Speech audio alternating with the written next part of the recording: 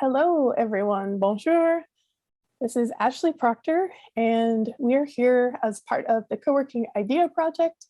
And the Idea Project, for those who are unfamiliar, is an international group of co-working alliances, independent consultants, collaborative community organizers, and we are all working collectively to make the co-working industry more inclusive, more diverse, more equitable, and more accessible.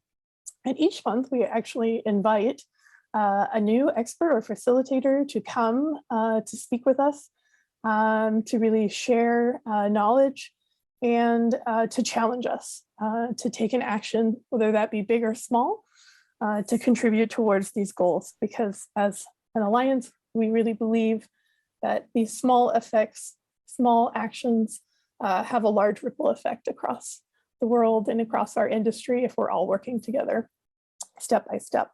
And so today I'm going to hand over the conversation to Danya. Thank you for joining us. And I'll let Danya introduce themselves and welcome. Thanks so much for being here. Thank you so much, Ashley. Hello and assalamu alaikum. My name is Danya. I use she, her pronouns, and we'll be discussing all things Pride. Happy Pride Month. Here in North America, Pride Month is held in June to go along with the Stonewall riots. But Pride Week here, where I come from in Vancouver, British Columbia, Canada, on the unceded lands and waters of the Musqueam, Squamish, and Tsleil-Waututh peoples. Pride Week is actually held in August, and that goes with one of our long weekends, BC Day. But like, really, Pride can be whenever we want. And that was a really interesting thing that, like, it didn't actually occur to me until about last year, when we were trying to organize a Pride event in the neighborhood that I live in, the downtown east side of Vancouver. The downtown east side is a very special neighborhood. It is located in the V6A postal code region of Canada. And it is known as the poorest neighborhood in the whole country. So this little section of Vancouver, it's about maybe 8 blocks, has one of the highest population densities in the province. And it also has the highest population of low-income people, the majority of whom are from Indigenous communities, displaced Indigenous peoples. And that's really important because BC is mostly unceded, meaning that this land was never surrendered by the original peoples. This was stolen by the Crown, and the legacy of genocide of our country continues to exist today. And you see it quite visibly in this neighborhood. You see the effects of intergenerational trauma and the violence that has occurred to the people here.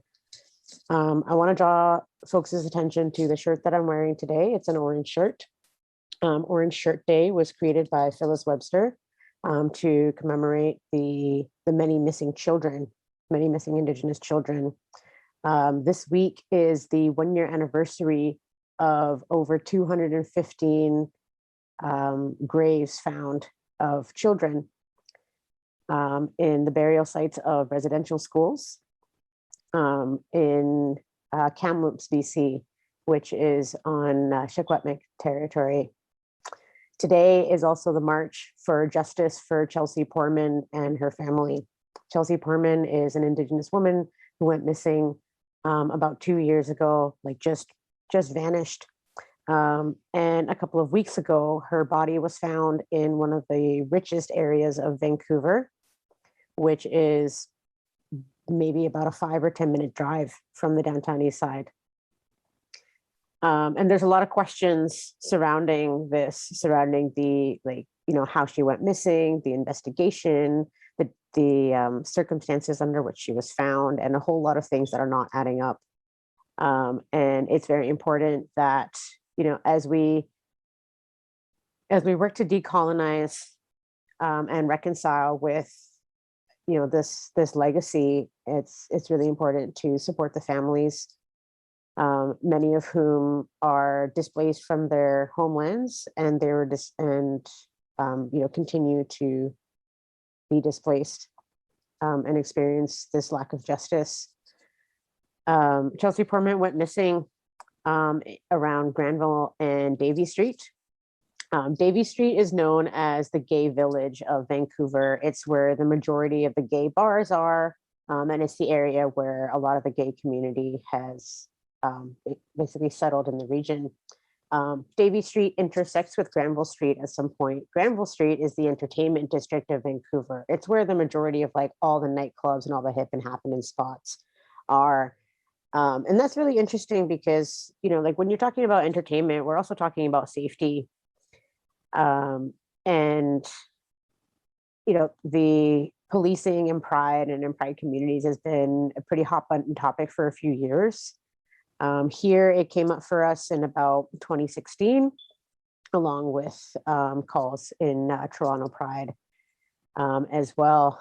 And it took, you know, it spurred some like really deep conversations and really hard conversations. But it wasn't until the George Floyd protests in 2020 that the Pride Society here really put their foot down. And you know what happened with these kids and what happened with Chelsea Portman and just all the questions around it really speak to the incompetency of the police, the often incompetency of the police. And it just speaks volumes as to just how much do police really keep us safe. It's very interesting. Like I said, like Granville Street is the entertainment district of Vancouver, and it's a very heavily policed area. There's thousands of people partying on, you know, Thursday, Friday, Saturday, or whatever. But right next door is also a very vulnerable community. We have the gay community, and also next door is also the downtown east side. And, you know, the police protection there is almost non-existent, at least in the gay villas. The downtown east side is a different story, and we'll get to that in a minute. But like what often happens is that, you know, like the Granville Entertainment District is able to say, yeah, like we're able to prevent hate crimes from happening and so on. But what often ends up happening is that you get people who come from the Granville Entertainment District into the gay village, and they commit hate crimes there. And we do not receive the same kind of police response or support. And so it's those inconsistencies that really erode the trust of marginalized communities there. And so today is March with Chelsea Portman's family to demand justice for missing women everywhere, and particularly for these terrible hate crimes that are happening here. I've mentioned the downtown east side quite a bit, and that the V6A is the poorest postal code in the region. It's also one of the most policed neighborhoods. The former police station is right in the heart of the downtown east side, right off Main and Hastings. There's multiple fire halls, ambulance stations, courts, and like the justice system is very much right here. And it's very strange because you have these like major institutions, and then you also have just all these poor people just there, you know, poor people, homeless people, people with addictions and mental health issues, and, you know, just trying to live their life. But it's these institutions that they interface with so much, which is very strange. And so this is the neighborhood that I live in. This is the neighborhood that I work in. And last summer, the group that I work with, we collaborated together to produce a downtown east side pride, or downtown east pride, as I like to call it. And it was interesting because, you know, like we have, like Vancouver Pride is huge. It's the biggest event in the city. Over 1 million people show up. It's bigger than the fireworks and like Canada Day celebration, everything. And yet there's no there's no pride held in neighborhoods like the downtown east side. And for me, it really speaks to just how much the concept of pride can be gentrified. You know, there's a lot of rainbow washing going on. You know, corporations, like, you know, they put up rainbows, you know, come June, but, you know, they don't, you know, they don't hire queer or trans people. They, you know, health insurance companies don't cover transitions for people, or hormone replacement therapy, gender reassignment surgery, and so on and so forth. And so it's like, okay, like, yeah, you put up a pride flag, but like, what are you really doing for us? You know, that's a big question that comes up every year. And you see where that focus and attention is going by the fact that, you know, like, you've got this like very gentrified area of town that hosts the biggest pride thing of the year, and it's right next to the poorest area of town, and they haven't had a pride event in, like, I think it was 8 years. 8 years ago was about the last one. So it was really interesting to come together and organize that. And one of the first challenges that we walked right into is that there's not a lot of queer venues in this neighborhood. There's a lack of queer venues all over the city. There's a lack of affordable venues all over the city. And it's really heartbreaking, because I think there's a direct correlation between the lack of affordable spaces for artists who are predominantly from the queer and trans community, who are also low income, and so they can't afford these venues already, and they're also struggling with just this ridiculous housing market in Vancouver. And so, you know, you have people who don't have a home, and you also have artists who don't have homes to do their art either. And so that was a really big challenge. And, you know, like, just like with the gentrification of this neighborhood, we've lost a lot of affordable venues that were usually offered to queer people. I think I'd say maybe in the last 5 years, we've lost a bunch of spaces. And it's really challenging. It's been really challenging to organize an event like this. And so what we ended up doing was we basically like queerified a space. We were offered a space and we made it queer.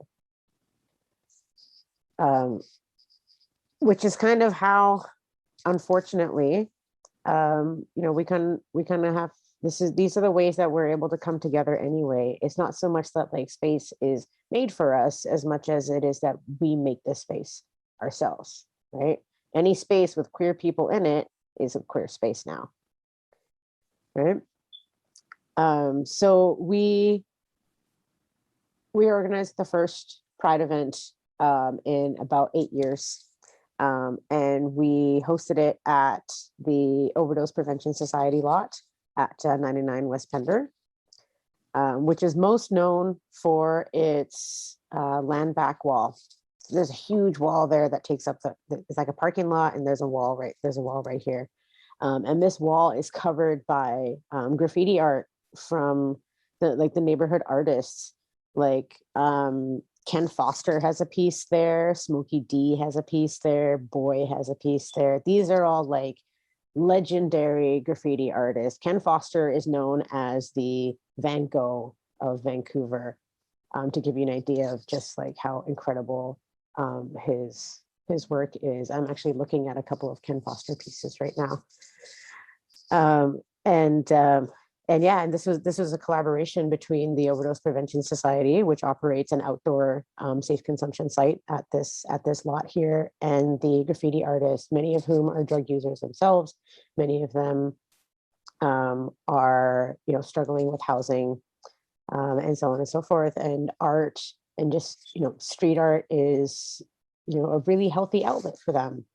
You know, like, I would rather see somebody, you know, doing graffiti in an alley somewhere than, you know, using toxic drugs in an unsafe space, or doing other things that would get them arrested and put in jail and so on and so forth, and so it really breaks my heart to see that street art is so criminalized, despite the fact that street art brings such vibrancy to the neighborhood, to any neighborhood. And so, like it with the intent of placemaking and understanding, again, just like the violent, racist, homophobic histories of a lot of the neighborhoods that we live in and come from, in an effort to try to, illustrate that and also try to undo some of that. We partnered with the cross-cultural walking tours, which is exactly what it sounds like. It's a walking tour of the neighborhood, and we visit various cultural sites. The downtown east side is kind of like an umbrella term, but the downtown east side encompasses areas such as Chinatown, Black Strathcona, where Nora Hendricks lived, Jimi Hendrix's grandmother. Black Strathcona, there's Jewish Strathcona, there's also the Japanese area of kind of like the north area. So there was a lot of mixture of cultures in this neighborhood. And so we partnered with them and a few of the local graffiti artists to do basically an arts and cultural walk of the neighborhood. We invited people to literally come and walk down the alleys with us and check out some of the amazing graffiti that was done. We were able to fundraise to commission some of the street artists to do their own piece. And I'll share with you those photos to share with the rest of the group as well. And it really sparked a very interesting conversation about how, the racial history of this neighborhood is also the queer and trans history of this neighborhood. And like, I'm sure there's probably going to be questions about this, but like to just kind of like unpack that a little bit, like what I've come to learn is that the gender binary is actually racist as fuck. Okay. Colonialism separates us all into boxes and then assigns power to one, thus subjugating the other. And that's essentially how it works across so many identities. And so it was really interesting to see the queer expression in so much of the art there, despite the fact that maybe, like I don't want to make assumptions about it of the art of the artist, right? But you see it in the vibrancy, and you see it in the storytelling of this neighborhood. And it was a really beautiful event because like the downtown east side is, it's a really special place. But it's also, unfortunately, we still live in a world where people do not feel safe being who they are. I was saying that like a lot of us can't be loud and proud about who we are. A lot of us are really just trying to make it on the day by day. And so I think it's really important to see even those so-called hidden identities to still be represented and reflected in the stories that we tell about this neighborhood. A lot of the queer venues that were lost in the last few years were right in this neighborhood. I'm thinking of the former bathhouses. I'm thinking of the queer art spaces. I'm thinking of Vancouver's only lesbian nightclub for women. It was just up the street here, and it's not there anymore. It's now a heritage site. There's a plaque there, which is great, but like, in the whole context of, lack of affordable housing and displacement and so on, it's like, you literally took our home here. I think, sorry, I hope I'm not interrupting. I just have a question for you on that. I think you've touched a lot on the displacement in a lot of different ways, and talking about space and holding space and creating space and safe space and placemaking. And I'm wondering if we can maybe just touch a little bit more on that, because a lot of the folks who will be joining us for the Idea Challenge this month have access, have the privilege of having space to work with, either in a co-working setting or an event setting. So maybe we can just talk a little bit more about the space for a bit while we're here. Yeah, for sure. I mean, like I said, Pride Month in North America is in June. But Pride can literally be whenever we want. And so like I'm very grateful to the organizations that stepped up and offered us a venue. And I would like to issue that as a challenge to the group, that if you have a venue, or if you know, or even like seek out a Pride event in your community and ask them how you can support them. They're probably looking for a venue, or they're probably looking for funds to pay their artists more. It's a great challenge, actually, to sponsor or donate space, and really to get out of the way, because as you mentioned, like a space that is full of queer people and trans people and two-spirit folks, is a safe space for those folks. And so I think that's really key too. So part of it, also what I wanted to touch on, was around, how to show support, how to engage in allyship without it being performative, because many of these groups are also, businesses or social enterprises, and some of them look to experts, in marketing or how to grow your business, and to look at corporations and how they manage Pride with the rainbow washing, and a lot of talk and not a lot of action. I'm just wondering, what an organization might do, or might learn from looking at what's happening in the corporate world right now when it comes to this kind of performative allyship. For sure. I think you can definitely get a sense of what not to do. In the sense that, with like the corporate rainbow washing, it really oversaturates the actual message of Pride, which is about creating a world where people can feel safe to express who they are, to be who they are, to love who they love. And there's a few ways that businesses can support that. Again, if you have a venue, put it up for the community. Maybe there's a local Pride society in your area. If not, then maybe there should be. One of the things that we learned with Downtown Eastside Pride is that, just like, producing any event, is that one, it's very exhausting, and we are, we're still a relatively small community. And so, a project like this, it takes many hands. And so we found that it would be, because there's such a lack of queer venues and queer serving organizations where we are, we thought, okay, but like there's still allies and there's still people who do want to support this. And so, advocating for a Pride event in your area is like, it could be huge. Like, it's 2022 and some people have still never had their first Pride.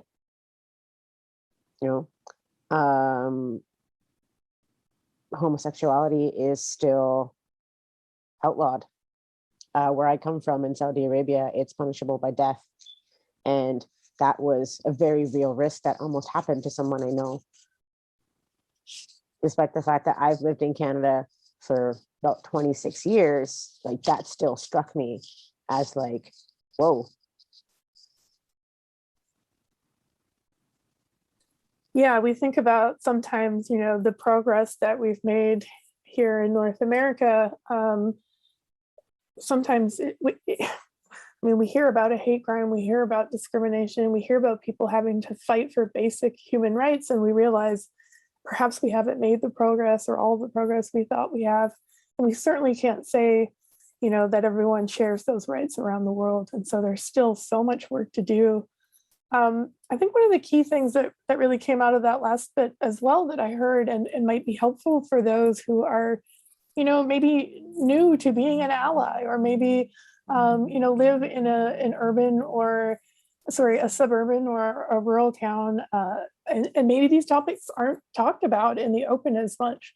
One of the things that really struck me was that you sort of reminded folks they don't have to belong to the community to show support and to be an ally, and that a lot of the work actually needs to be done by those of us who are not queer or trans or two-spirit, in the same way that the work that needs to be done to end racism and white supremacy also falls on white people.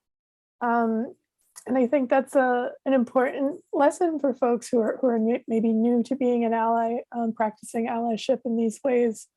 You just need to know how to participate without causing harm. You don't need to lead. And I think there are entry points for everyone who wants to help. You can help in ways behind the scenes. You can help by donating your space. You don't need to tell everyone that's what you're doing. It doesn't need to be a front and center performance.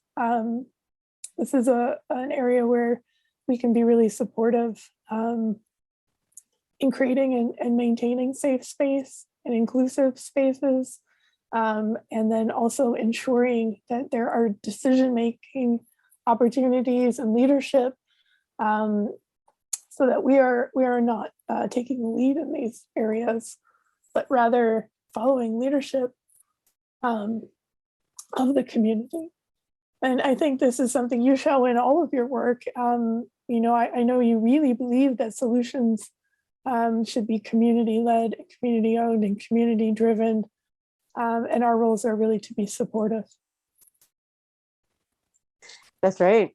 I want to point out that,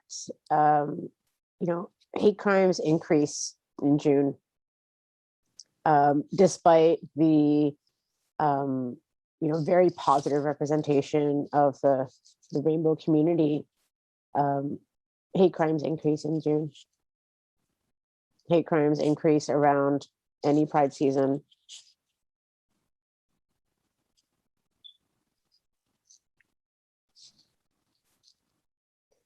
And that can be really hard.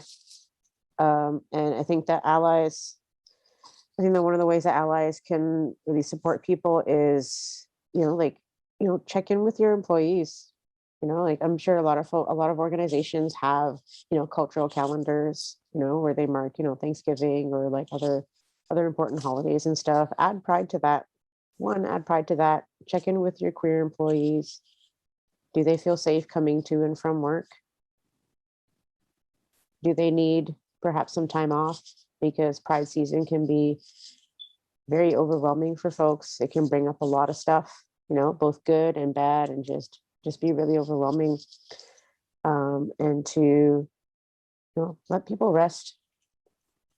Let people rest. Not me. I work so much Pride. One time I pretty much worked like a 24-hour day a couple Prides ago. I'm not going to do that again. But, it was really great that, I was able to have the conversation with my boss of like, hey, like Pride season is coming up and, people are going to want to book me for their stages and stuff. And like, this may interfere with my work. And my boss was like, you know what, why don't you just take these days off and, do what you got to do. And I was like, cool, thanks. Those are all really fantastic action items, I think, for our participants to note and to take. I mean, there are so many things we can each do right now in our own organizations to take real care of our teams. I guess the last question I would ask for you, and of course you have all the time you need if there are other topics you'd like to touch on, but the last question I'll probably ask is for those of us who may have not had the experience of having to come out or decide to reveal, our sexual identity and preferences or gender, what might we do to be supportive for a friend or a family member or a child who just comes to us questioning or sharing, the struggle that they're facing, or the process they're going through and finding themselves. How might we just be supportive friends and parents and employers to folks who are in our circles who may be going through these things? Yeah. I mean, I think you kind of just answered your question, like be supportive. Be supportive. This is somebody that you care about. And this person clearly cares about you a lot and trusts you a lot to be able to even say that out loud. And so, receiving that in a good way and, not trying not to react with any judgment. And that can be really hard because, like someone can disclose something to somebody and it brings up a whole bunches of things in themselves. And that's basically to say, like, allies, don't make it about you. And yeah, it can be really hard for someone to come out, and coming out is a process. It's not just like a singular thing that happens. People come out over and over and over again. And sometimes it can be really traumatic. I had a pretty traumatic coming out the first few times. And that really stuck with me. That stuck with me for quite a while. And it wasn't until, I had basically built a better support system that I felt more comfortable to even have those conversations. And I wasn't able to build that support system without the support of allies and people who just came from a place of acceptance and understanding instead of,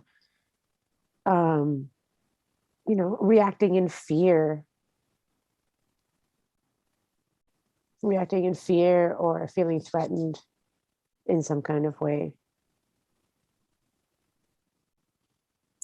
I am so sorry that you had that experience over and over and that it was traumatic. And I'm so grateful for you sharing your time and your thoughts and just yourself with all of us today. So is there anything else before we wrap up that you felt essential to touch on today? Yes. I want to say, protect trans people, protect trans youth. I'm sorry, I'm tearing up right now because like trans youth are so brave. They are so brave.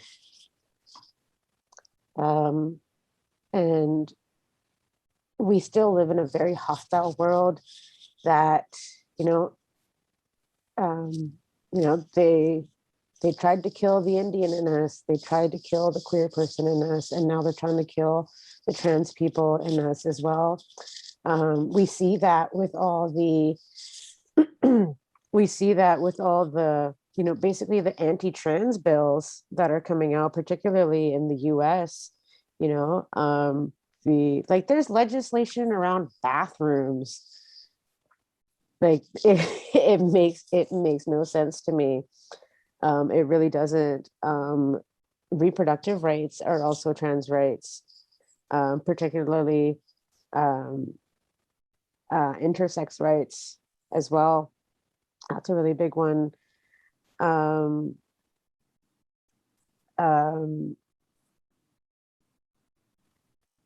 Yeah, protect trans youth, protect trans youth. Really, they're so brave, and they're really our future, and they're the ones who are going to really take us to like whatever this next level of understanding is.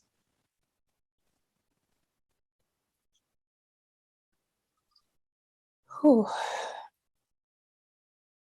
think we should leave it on that. Thank you again for your time and all of this knowledge and experience. And much love and respect from all of us at the IDEA Project. And we look forward to seeing you again at the end of the month for the IDEA conversation. So for all of you watching, if you have questions for Danya, or if you'd like to get into a deeper discussion on any of these topics, we'd love to have you. or if you're new to this conversation, you're welcome to join as well and participate in any way you feel comfortable. Thank you, Dania. Thank you so much for having me.